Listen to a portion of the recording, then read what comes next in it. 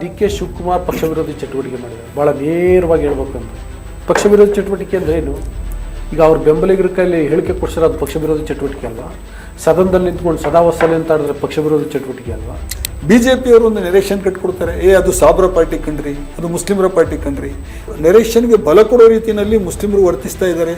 ಎಲ್ಲರ ಪೊಲಿಟಿಕಲ್ ರ್ಯಾಲಿಗಳಲ್ಲಿ ಮುಸ್ಲಿಮರೇ ಎದುರುಗಡೆ ಟೋಪಿ ಹಾಕ್ಕೊಂಡು ಓಡಾಡಿಕೊಂಡು ಫ್ಲಾಗ್ ಹಿಡ್ಕೊಂಡು ಕಾಂಗ್ರೆಸ್ ಅಂದರೆ ಮುಸ್ಲಿಮರ ಪಾರ್ಟಿ ಅನ್ನೋ ಥರದ ಏನು ಒಂದು ರಾಂಗ್ ನೆರೇಷನ್ ಬಿಜೆಪಿಯವರು ಹೇಳ್ತಾ ಇದ್ದಾರೆ, ಅದನ್ನು ಸಮರ್ಥಿಸೋ ರೀತಿಯಲ್ಲಿ ಇವರು ಕೂಡ ವರ್ತಿಸ್ತಾ ಇದ್ದಾರೆ.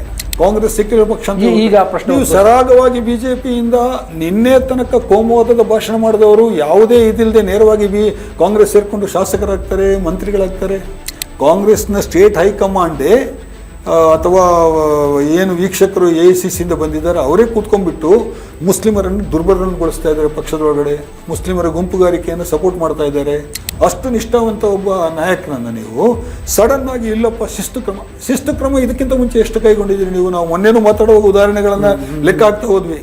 ಯಾರ್ಯಾರ ವಿರುದ್ಧ ಶಿಸ್ತು ಕ್ರಮ ಕೈಗೊಳ್ಳಬೇಕಾಗಿತ್ತು, ಯಾಕೆ ಕೈಗೊಳ್ಳಿಲ್ಲ ಅನ್ನುವಂಥದ್ದು. ಅರ್ಧ ಕಾಂಗ್ರೆಸ್ ಖಾಲಿ, ಹೌದು, ಅರ್ಧ ಕಾಂಗ್ರೆಸ್ ಖಾಲಿ ಆಗ್ತಾ ಇತ್ತು. ನೀವು ಇವತ್ತು ನೋಡ್ತೀನಿ ಯತೀಂದ್ರ ಸಿದ್ದರಾಮಯ್ಯ ಸ್ಟೇಟ್ಮೆಂಟ್ ಬಂದಿದೆ, 5 ವರ್ಷ ಸಿದ್ದರಾಮಯ್ಯ ಅವರೇ ಮುಖ್ಯಮಂತ್ರಿ ಅಂತ. ಯತೀಂದ್ರ ಅವರು ಇದು ಮೊದಲ ಸಲ ಹೇಳೋದಲ್ಲ, ಇದು 2ನೇ ಸಲ ಹೇಳೋದಲ್ಲ, 3ನೇ ಸಲ ಹೇಳೋದಲ್ಲ, 4ನೇ ಸಲ ಹೇಳೋದಲ್ಲ. ಇದೆಲ್ಲ ಪಕ್ಷ ವಿರೋಧಿ ಚಟುವಟಿಕೆ ಅಲ್ವಾ? ನಿಮ್ಮ ಟಿಕೆಟ್ ನಿರ್ಧಾರ ಆಗೋದಕ್ಕಿಂತ ಮುಂಚೆ 2 ದಿನ ನಂತರ KPCC ಆಫೀಸಲ್ಲಿ ನೀವು ಕೂತ್ಕೊಂಡು ಚರ್ಚೆ ಮಾಡ್ತಾ ಇದ್ರಿ, ಟಿಕೆಟ್ ಯಾರಿಗೆ ಕೊಡೋದು ಏನು ಅಂತ ಹೇಳ್ಬಿಟ್ಟು. ಅದಕ್ಕಿಂತ 2 ದಿನ ಮುಂಚೆ ಸ್ವತಃ ನಿಮ್ಮ MP ಸಂಸದರು ಮಗನನ್ನು ಕರ್ಕೊಂಡೋಗಿ ನಾಮಿನೇಷನ್ ಹಾಕಿಸ್ತಾರೆ.